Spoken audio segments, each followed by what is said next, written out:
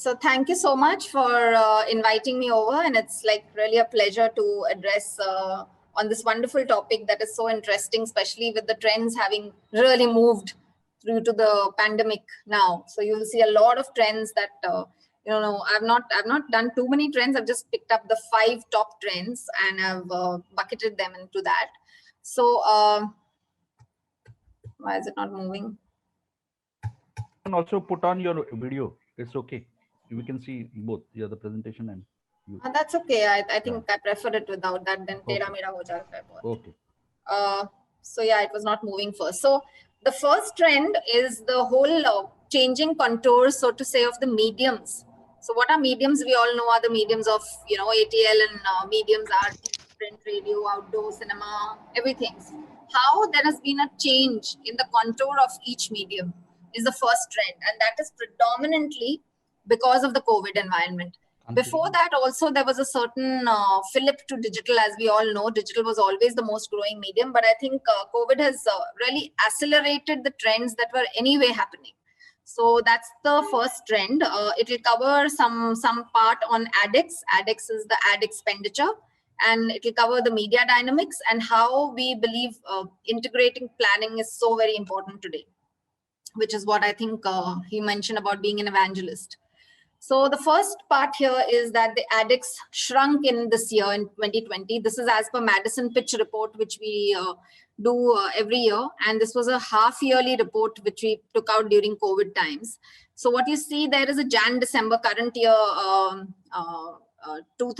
calendar year 2019 and calendar year 2020 as a forecast, and the growth and the degrowth, as you can see. So you can see the three green boxes purposely I have written. One is that television leads, though the growth is obviously not as high in digital. As you can see, the second row, there's a digital there, you see that is a higher growth.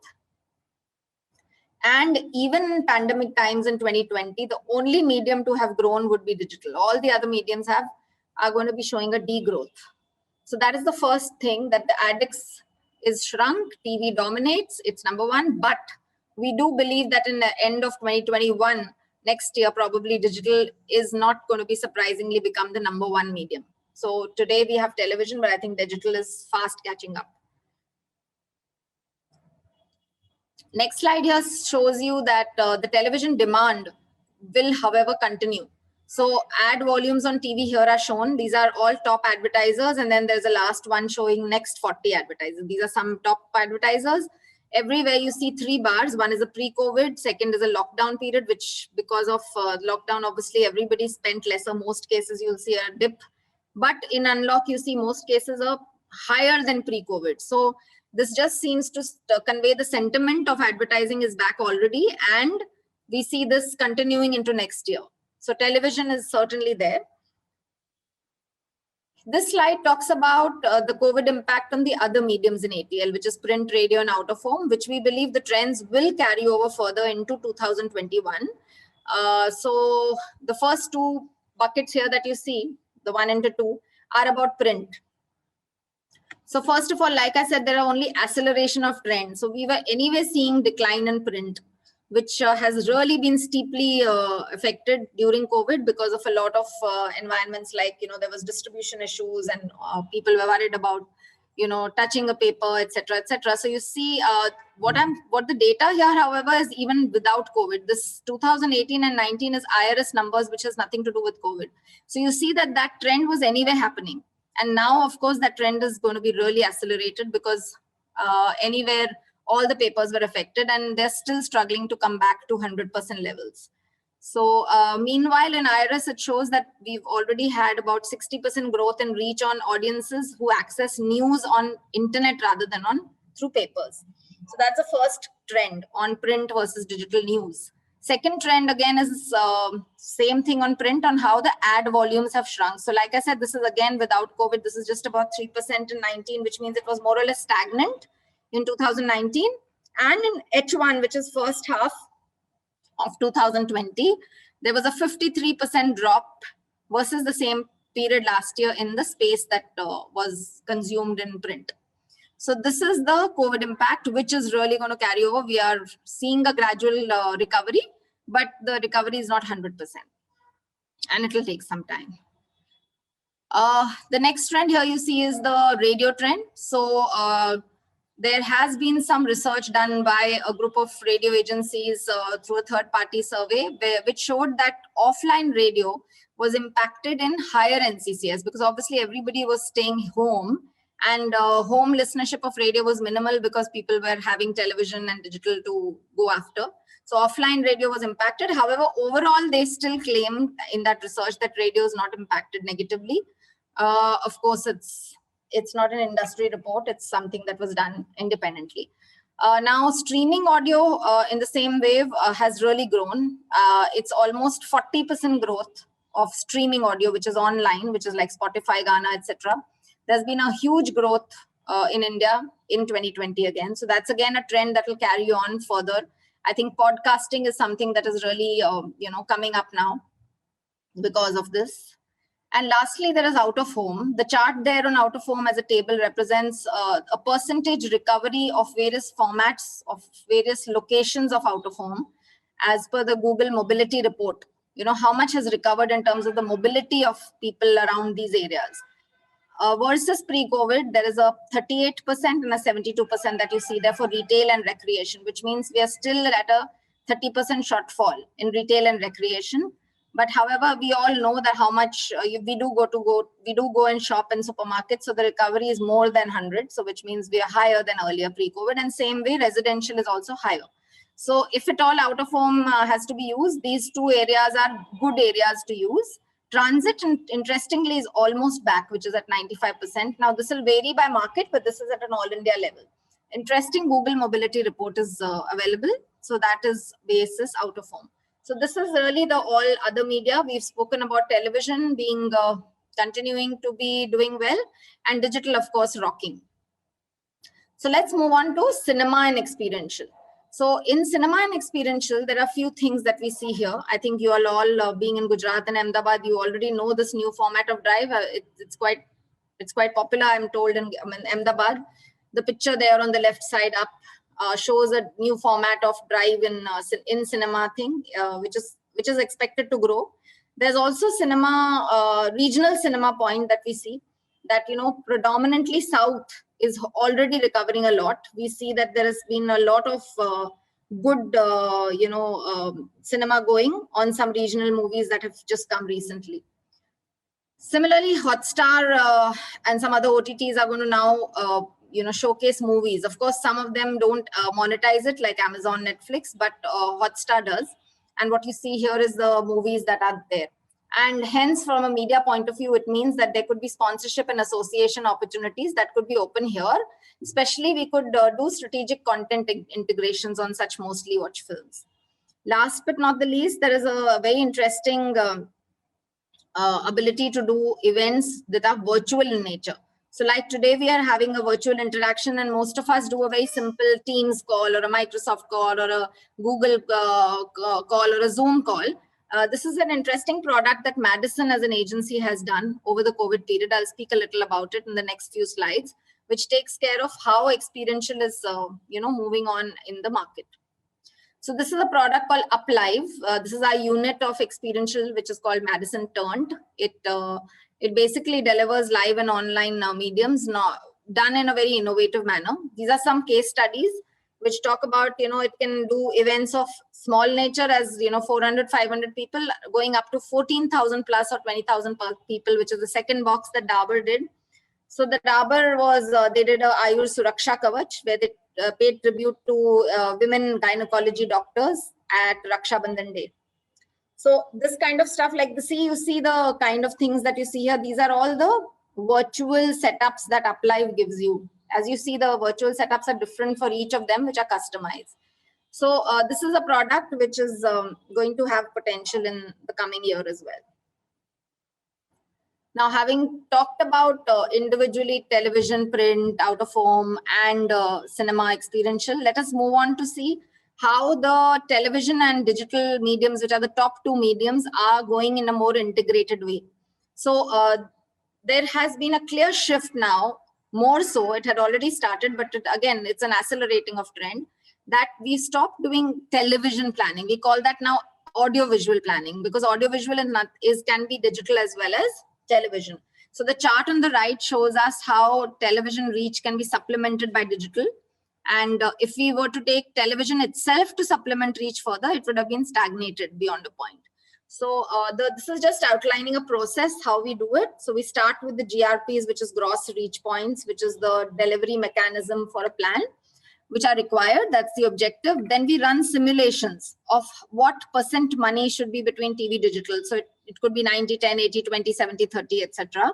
And then we measure the cost per rating point across channels. And when we say channels, it could be a YouTube versus a Star Plus, for example. And we trade off the outlay basis the CPRPs, which are higher or lower. The trade-off goes into a proprietary Madison tool, which is called DigiPlan and MSpectra, these two tools, which give us an optimized mix of the OTTs and television channels. And then we get the combined digital and television reach and frequency as GRP and reach. So this is something that we have developed. There's also something that Google has developed, but this is our indigenous tool, which is called MSpectra. I think there's something coming on the screen. Can you all see that?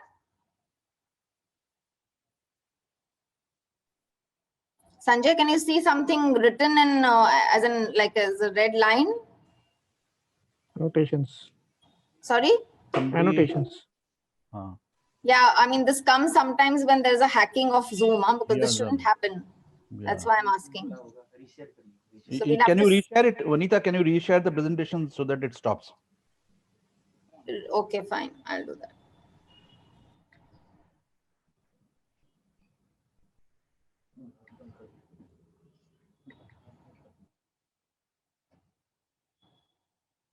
Can you see it now? Yes. Okay, great. Okay, so this was where we were speaking about television versus AV planning and the process.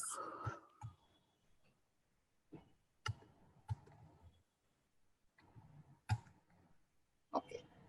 Beyond that now, there is a through the funnel planning, which is like right from above the line and below the line, in the sense the leads, not below the line as in words of outside the market, but going up to the upper funnel, which is the awareness funnel, and lower funnel, which is the capturing the sales and leads. So that's called branding versus performance. We all know branding versus performance. What are the differences? This just highlights that again. So branding is more on building relationship, building the brand and equity, whereas performance is more transactional, short-term and action-oriented. So in this period in COVID, again, there's been a lot of buzz on what is more important at this stage. And obviously a lot of brands felt that performance is better off today because they wanted to maximize their ad rupee, and building a brand could be done later at a later stage. But the crux is that there was a lot of conversation during this point on what is branding, what is performance, what should be the right mix, and more and more what has happened is it has led to doing some interesting analysis. So this is a Madison exclusive tool again.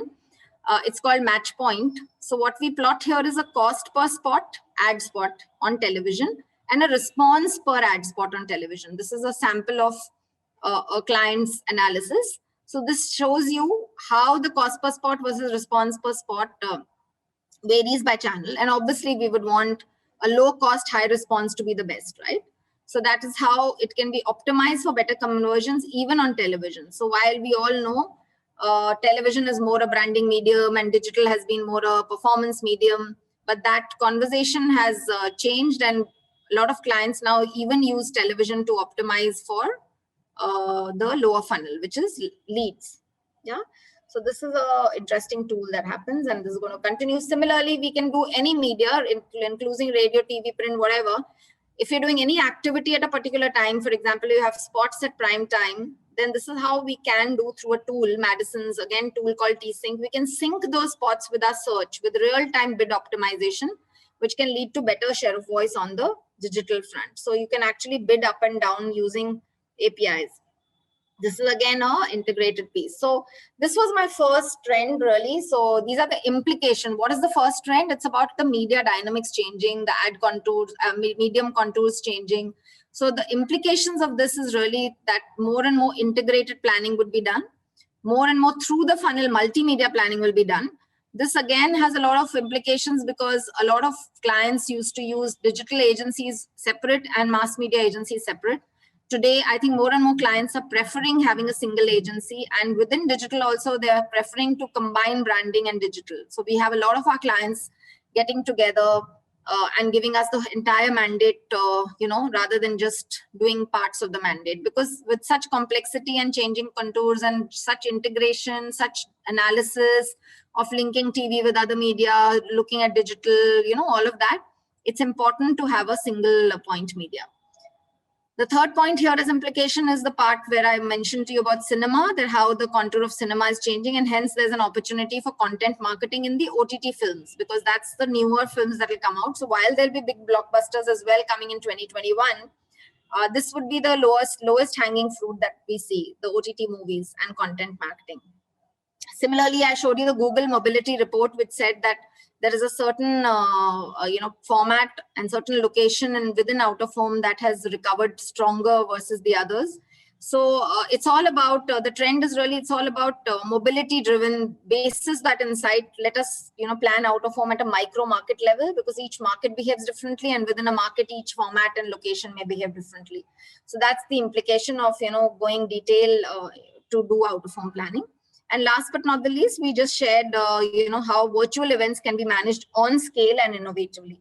And that's something, again, clients and advertisers would be looking for increasingly going forward, even though physical events would start. So can I move on? Any questions on this first trend? Anybody would like to? It may be a good idea to open it up for questions after each trend. So are there any questions so far? In the chat box, no. No, right? Okay, but Vanita, I had one or two questions. Yes. One is the last one with the out of home, you said planning at micro market level, especially the mobility thing picking up. But this is one segment where there is no third party authenticated data available. Like for all the rest of the media, you have some sort of very third-party authentic data available. Out of home is one medium which is completely in a gray area. So how do you do micro-level planning in absence of that data? So good point. But given that, I think Madison is known to develop indigenous tools. So we do have tools for monitoring. We have live monitoring available. In fact, one of my trends on rural will show you how we even have done, out of home was done even earlier, but today we even have a monitoring of rural tool. Okay. So we can actually have live pictures on that, and clients have access to this digitally to know what is happening on the out of home plan. So it's completely monitored. Okay. There's no problem. Plus, we also have a tool where we can give you the track of the number of impressions you have overall. And that's why the M Spectra that we do, we actually take into account GRPs from even out of home, converting them from impressions. Okay. But So those will be restricted only to Madison clients. So what happens to the rest of the if an agency does have a tool separately, then yes, but yeah, for us, certainly we have tools to take care of these issues, because these are fundamentally important issues. Okay. Yeah. Okay. There is one question which has come up here. Will the trend of digital growth be same in metro and rural area? Yeah, it's not the same, but it's going to be high for sure. And there's a point that another trend will be covering, where the growth is going to come from in media overall, including digital. It's small town, but I'll be covering that as a separate trend. But yeah, the growth is going to be more in small towns for sure. Okay. And with your planning on the audiovisual for the digital at a larger level, how does TV as an industry react to that? TV as an industry wouldn't say much, as in I've not heard anybody complain about it in any way, or even talk about it in any way. If at all, there are digital people who are interested to know how we do it, and clients are interested. But television, as of now, has not had a view of not using something like that or anything like that. Okay, but if the shift in budget happens, do you think they will react? Yeah, but the shift in budget is unlikely to happen at a very mass level. Like, there's a different formats and different things that we do. Like TV it will depend on the target audience. So It's called also TV Plus by a lot of people Okay. because of the fact that TV is efficient at a national level. So digital can come in to boost certain markets or to start in a certain market with digital and layer TV with it. So it's complementing each other. So the shift will be not in only video. Yeah, of course they'll come to know, but this industry also doesn't have, there's no way we have data also to see how much money went on TV and how much in digital. Yeah. Only the teams know about it. Okay. So that competitive information, category information on digital is really not available. Okay. But yeah, I guess everyone has to ensure that their revenues don't suffer. And I think I don't see a problem on television because the sheer demand is so high that I think however much we say, even today we fight for inventory. And if you see the inventory load analysis, which is nothing but FCT per hour, and most of the top channels would like to restrict it to 12 minutes per hour. Yeah. And I think Z has, raised the bar again, saying that we will not take it recently, more than 12 minutes. So if there are only that much inventory, some of the other categories, some of the other demand always keeps up television, It is bound to So play. I don't see the problem happening. Okay. There is one more question which has come. As everything is on virtual platform, do you think saturation level will come soon? I didn't understand the question. Saturation for what? Everything is on virtual platform. Yeah. So do you think saturation level will come soon? Saturation level for what? Could that person talk and Yeah. This person is Ghanshyam Khati. Ghanshyam, can you talk and explain what you are? Sanjay, if he can be unmuted, engagement of people, that's what he's saying. Hello, ma'am. Yes, tell me. Yeah, ma'am. I mean, like everything is on virtual, like the webinars and some trainings, classes, everything. Yes. So there are a lot of workshops on virtual things. So the people will engage, or there is not of knowledge or information on the platform, but the kind of engagement which should come or the interactions. So people will give the weightage to the digital platform or not in future. No, certainly some digital will have to stay. I mean, these things have taught us so many lessons that, even as agency, for example, we have been wasting so much of our time in traveling to meet clients. And now if we can do that without it equally well, I'm sure if not all turning to physical back, there would be certainly a part of the online scenario continuing. Does that answer your question? It's not going to be like a zero trend, but certainly it's going to continue also. Okay. Thank you, ma'am. Thank you.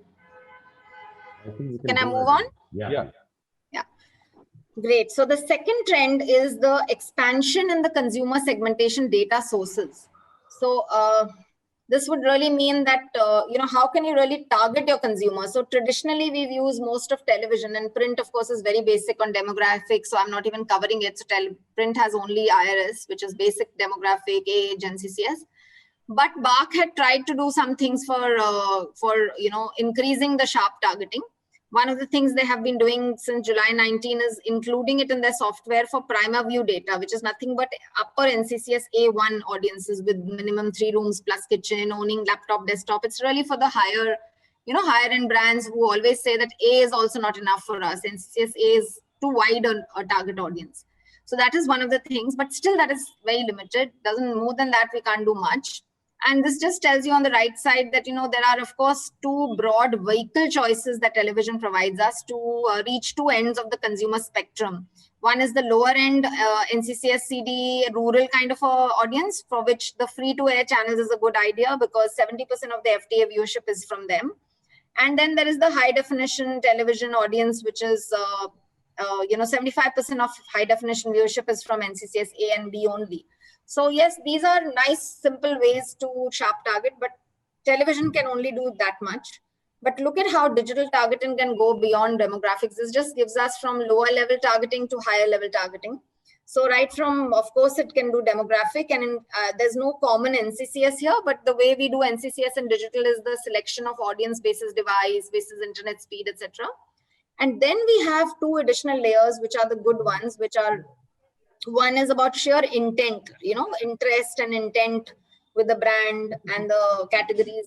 And the last is the best one, which is the behavior. How is the behavior online and offline? And I'll cover that more in detail, but this is a broad framework of how digital targeting is much deeper and how that is expanding.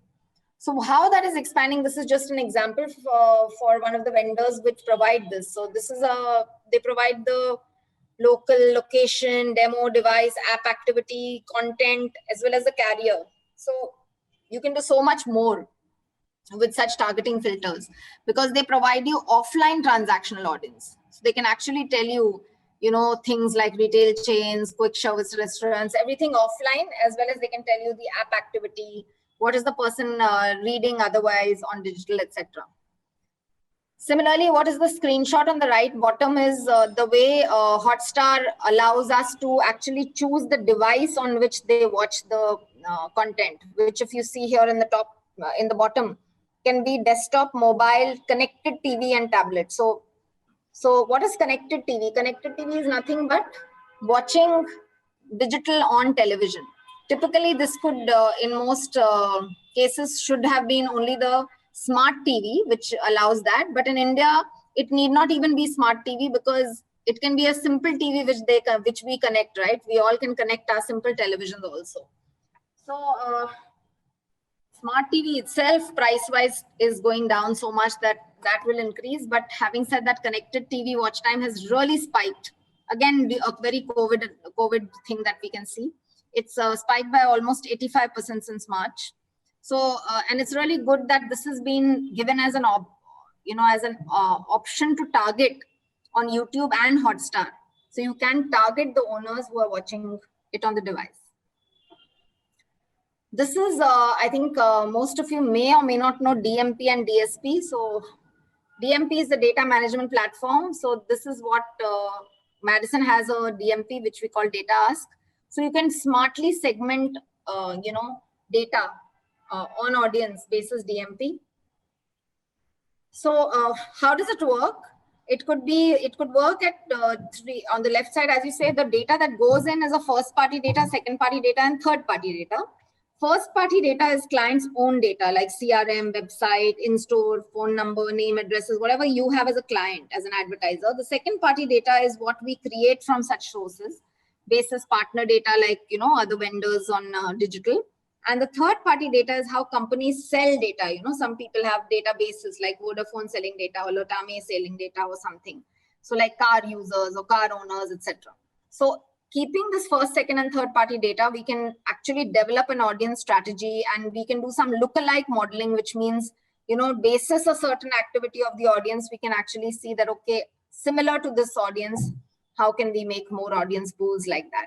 So DMP is a tool, and we have a DMP in Madison called Data Ask. And this is what it has. It has 35 plus activation channels possible. It has 5,000 plus audience personas. So when I say activation channels, I mean that after you do all this audience analysis, you have to book through a server. So you can use any of those activation servers, which could be Google's DV360, Facebook, or Verizon, or many others. So this is the implications for the second trend. The second trend is nothing but expansion of consumer data. Sheer data that's available today to really target your audience sharper is huge. So the implication really for all of us is to explore and capitalize relevant targeting levels and tools. And for media agencies, the implication is to invest in data scientists and tech product development teams, because if you don't have the wherewithal to help your clients to target better, then they will not stay with you much longer, because these tools are very, very important. So I think a DMP and a DSP is very, very important. So any questions now on this trend?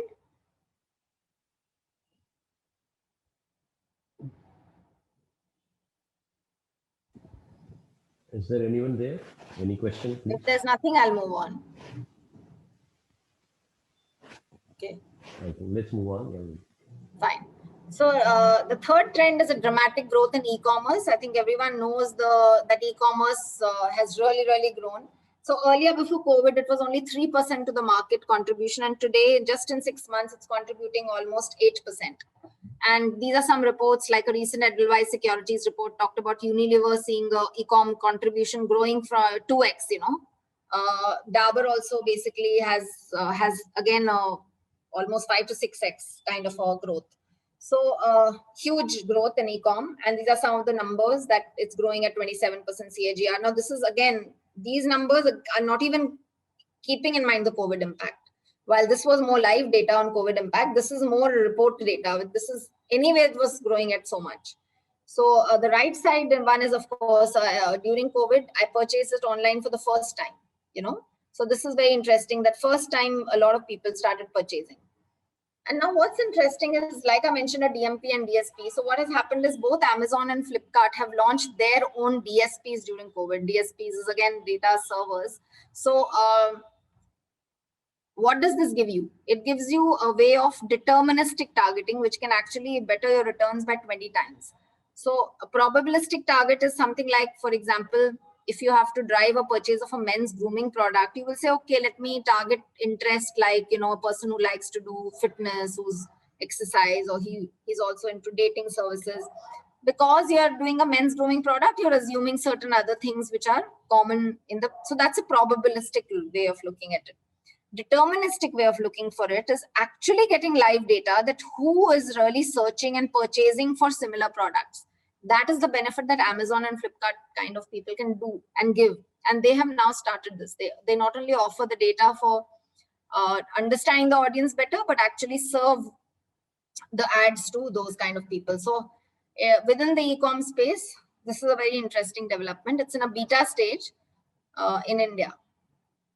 So this trend of e-commerce has three implications in my mind. First of all, like most lead FMCG companies launching digital-only brands, like we know a lot of new age categories like sanitizers and all have been launched on digital alone by a lot of companies.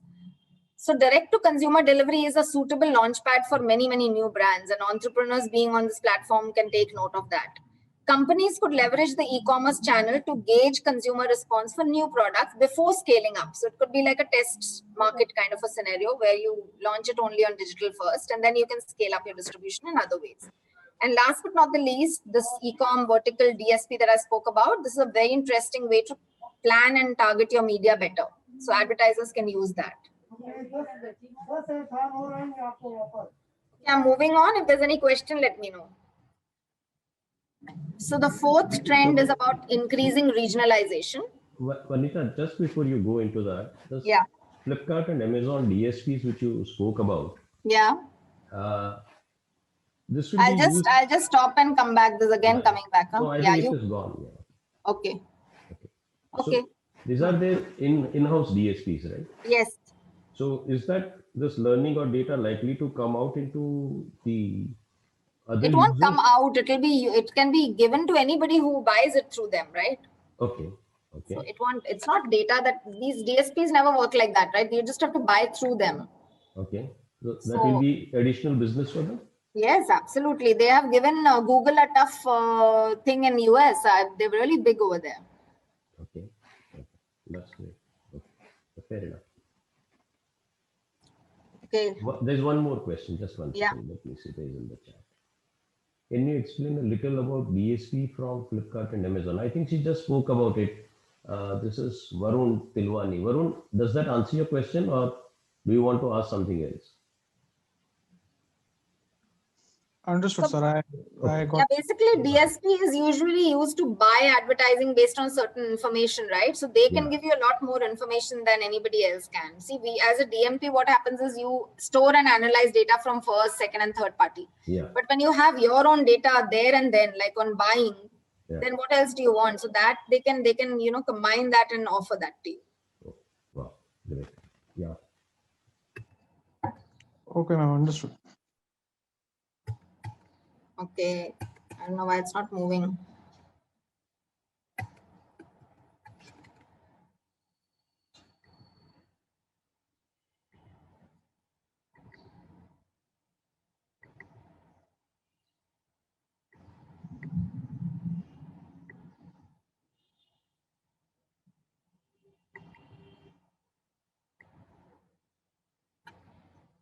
Okay, the fourth trend is increasing regionalization. In television, we've seen a sheer increase in regional channels. This shows you 18, 19, and 20.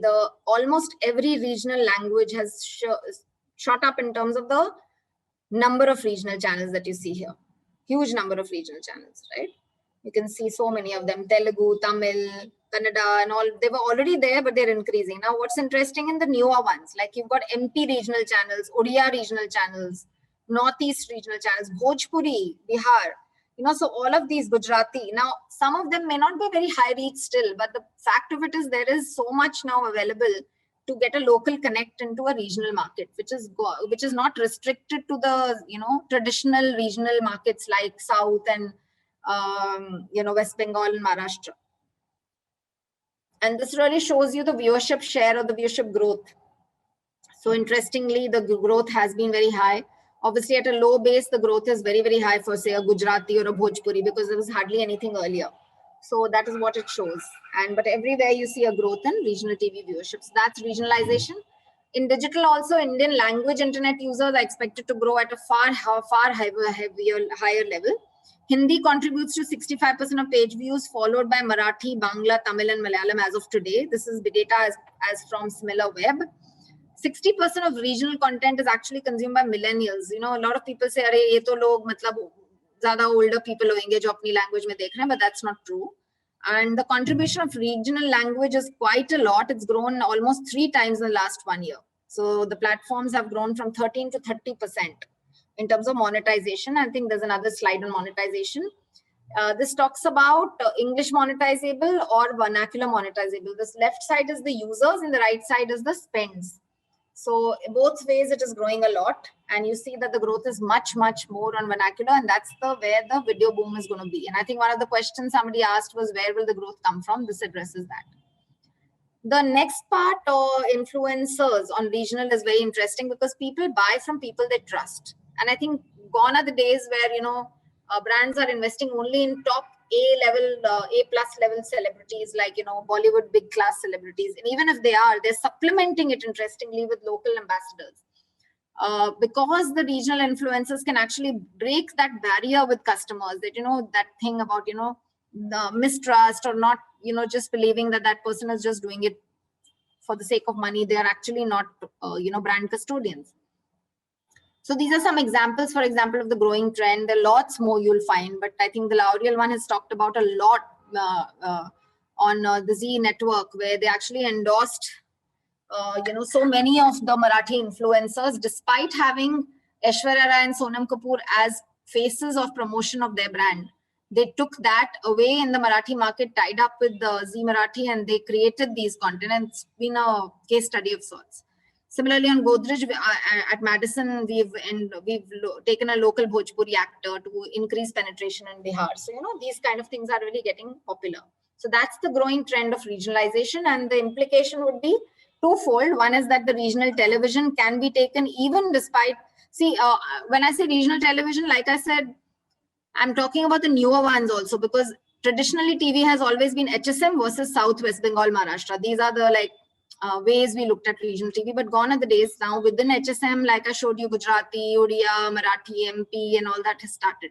So we can look and should look to build local brand connect through these channels. Second implication, of course, we just spoke was on the mini celebrities. They can actually drive better engagement. Even if the reach may not be as high, the engagement will be far higher. So that's the trend on regionalization. And this is my last trend. Any questions still here? Okay, I'll move on then.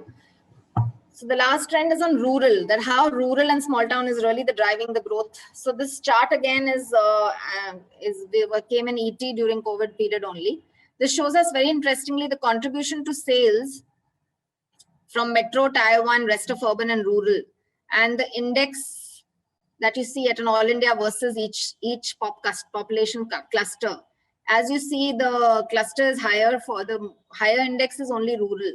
So it is, if you take pre-COVID at 100, everywhere has dropped. Of course, there was an initial high, but August everywhere has dropped, and rural has grown. So why is that happening? Because we all know the Mahatma Gandhi rural employment scheme and, reverse migration and good monsoons, all of that in COVID led to a lot of migration to rural and a lot of people going back to their villages, because of which the trend is going to continue for some more time, and rural will be the next big thing again. So all FMCGs are focusing a lot now in rural. And this chart shows us, as per the IC 360-degree survey, how the high consumption expenditure is more from rural small towns. This is again without the COVID impact. So this will be even greater when you apply the COVID impact. So this just shows you that almost more than 70% expenditure is from small town and rural. Only 10 lakh plus is only 25%.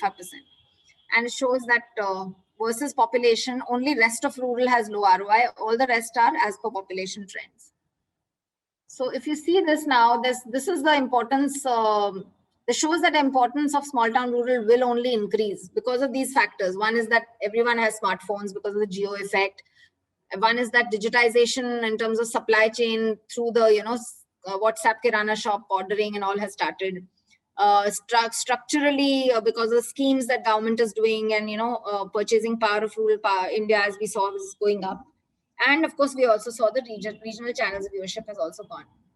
So all of these will contribute to this trend of rural and small town increase. So Madison again has a very exclusive tool. We call this the go-to-market tool, GMT tool, which has 5 basic steps to it.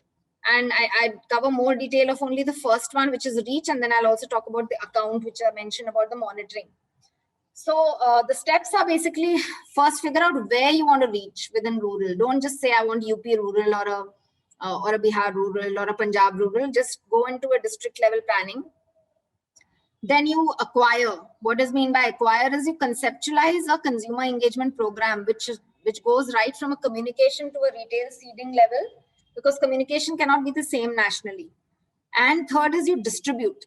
So, we must make sure that you're available. And then you do, of course, the targeting or retargeting, which means the sheer media, which is static as well as digital visibility. And last but not the least, you keep tracking and monitoring. So how does this work is very interesting on our reach platform. Like we've said here is 33% villages actually contribute to 80% of FMCG sales. So it's very important to do that, which we do in 4 steps. We identify the developed rural by a high consumption index analysis. We overlay that with brand data. Then we do a brand wise district level KPI, which is, what do we really want to do for the portfolio and the brand. And then we do a calendar of the village level. So this is a process that we do for prioritized districts. And we have this live tool. We can actually show that, how many, for example, this is a tool, live sample screenshot of Colgate, where we went to teachers and how many schools did we contact? How many districts did we reach? So this is a kind of a monitoring report format that we have as, easy to access for clients. So that's all. This is the implications. So really what is the implication is really to leverage the rural buoyancy, so to say, by increasing reach and penetration of the low unit price packs by advertisers. And once we've been available and we, increase the reach of our low price packs, then how do we build a robust rural go-to-market communication and media approach? And Madison, of course, has a nice format to do that. So that is all actually. Invite questions if any. This is just summing up. So these are the 5 big media trends, latest media trends. One would be the changing contours of mediums. Second is the expansion of consumer segmentation data. Third is the dramatic growth in e-commerce. Fourth is the rising regionalization. And fifth and last is the rural that is driving the growth. So thank you, everyone. And happy to take any questions or discussions. Yeah, good afternoon, ma'am. This is Deep Mehta from Swarnim University. Yes. Yeah, I would like to understand, ma'am, the ongoing trend, specifically from the classroom study now to the digital transformation of the online classes. So what will be the best useful tool for any education institute to reach out to their target audience? Because our target audience are not only to the students, but educational fraternity, corporate, government entity. And out of all the trends which you have given with the so enriching examples, I would like to understand some of the unique trend which the education institute can also adopt. Can you please share? I think apart from e-commerce, it will be very relevant to do 1, 2, 4, and 5 actually. So all of it can be applicable. The one is, of course, the most important, because the changing contours of mediums, obviously digital will become most important for you. And they can do so many kinds of targeting. So really understanding your audience better. And as you said, they're not only students. So figure out, what are the ways you can target better. And that's linked with 1 and 2 together, basically, in digital and consumer segmentation. Rising regionalization is very important. So how is your product regional in nature? Which regions do you think will, be more useful? And is it a rural product? So some edtech products and brands, or for example, some products by an academy and others, they are very rural in nature. Like they want to do a lot of consumer work in the rural market.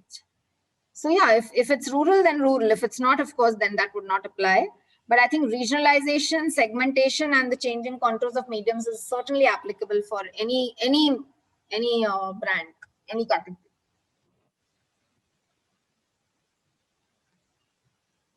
So I think Vanita, if you can switch on your video, so now then they will. Yeah, can I stop sharing? Yeah.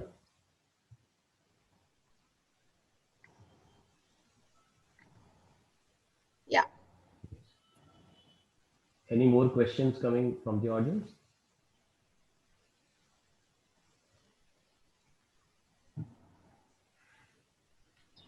Okay, one thing. Yeah, please.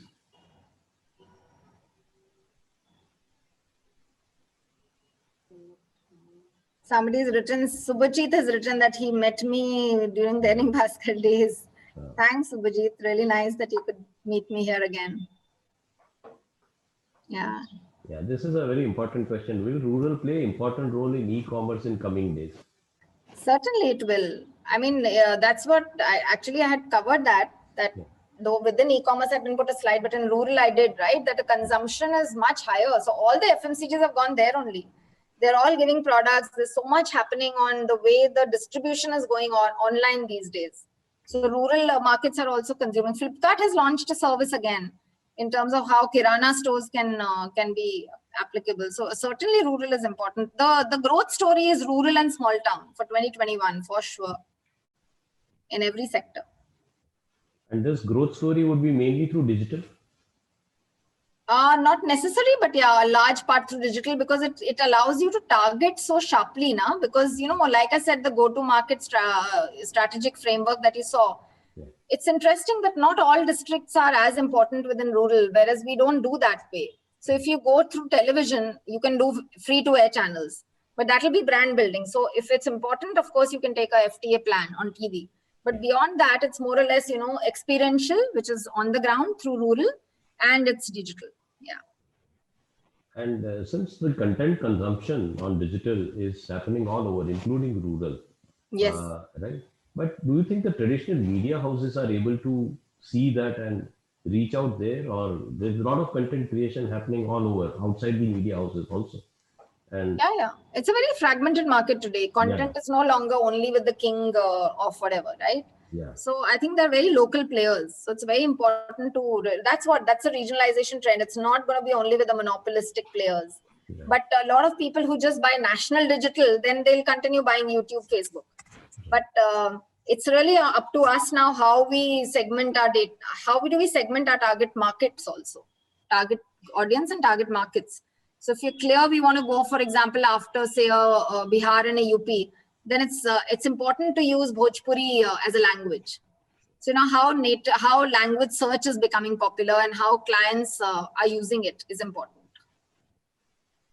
Ma'am, some of the budding entrepreneurs and startup aspiring students are also here in the group, and some of the staff members of Swarnim University have also joined the session. So, ma'am, initially during the startup phase, because students are struggling for having the matching up with their finance and all. So all the examples and the trends which were discussed here have incurred a lot of cost. So initially when they are into the idea generation stage and the prototype development stage, they have to finalize their business model and the strategies and the trend for the marketing. So which are the sharp and smart techniques they can adopt, which involves a less cost at the initial startup era, because they have not identified the cost for the marketing at this stage. And because of that, some of the startup get failed. Sure. So I think, startups do need to put a marketing plan in place, but I think nothing better than digital, right? For low cost and targeted sharp targetings. beyond that, exactly what you will do will need to be a very basic, very detailed brief that will be required, but it will be broadly digital. So here is a question. Hello, ma'am. Can you suggest the top 3 trends while we are advertising an array of service, example, urban clap services? Again, like I said, trends are all there already. Now you have to apply them. For example, in Urban Clap, you'll need to see Urban Clap is present in which cities. So how many cities is Urban Clap present in?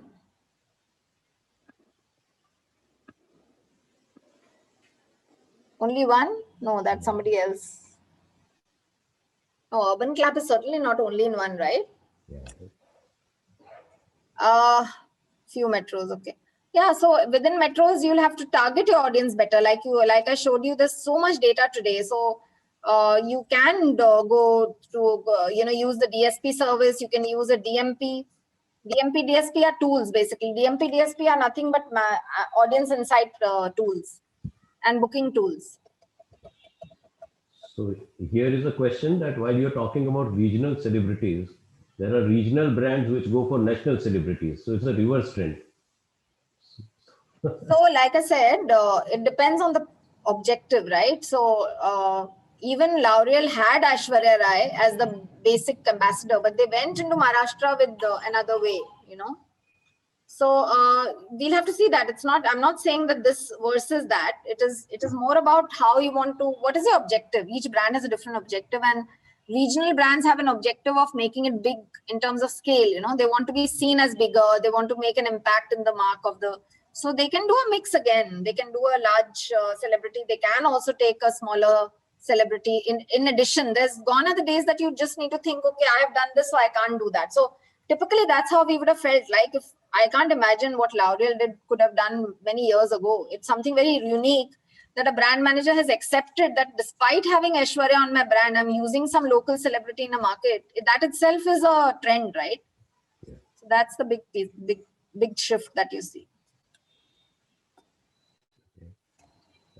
Any more questions from the audience?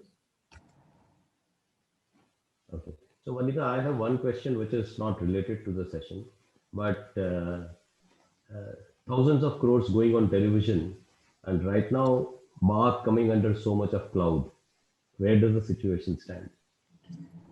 See, it's not the first time that we've heard about data manipulation on all of that. So we'll have to just take it as it comes. As we know, currently it seems to be restricted to news channels. We don't know what's the official story on it. So we'll have to wait and watch.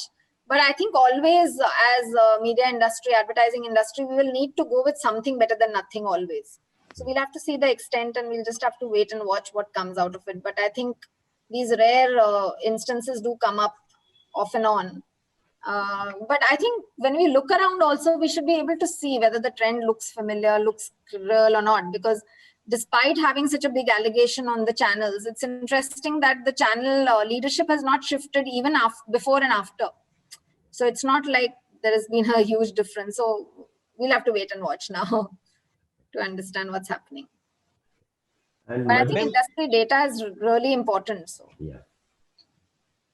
Ma'am, the trend is still ongoing. The internal stakeholders, they're like employee, the students, parents, and your customers, they're sharing their own experiences. That is being considered as one of the most powerful tool of the all branding and the marketing. So in all the presentations, entire thing that was not there. So can you please share some of the example or give the insight of how beautifully it can be portrayed to the other social media and platform, the internal and the experience sharing journey of the your stakeholders?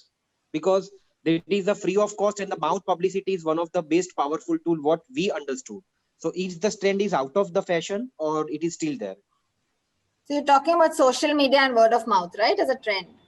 That's not really a new trend. So we didn't cover it because of that. These are all newer trends. That is anyway there. It's nothing very new about it, right?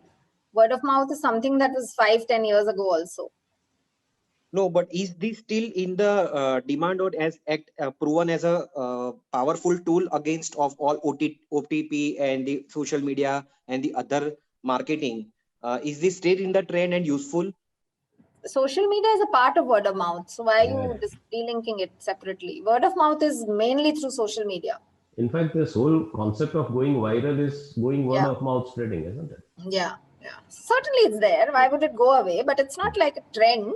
Sure. It's there. It's one of the things that is there.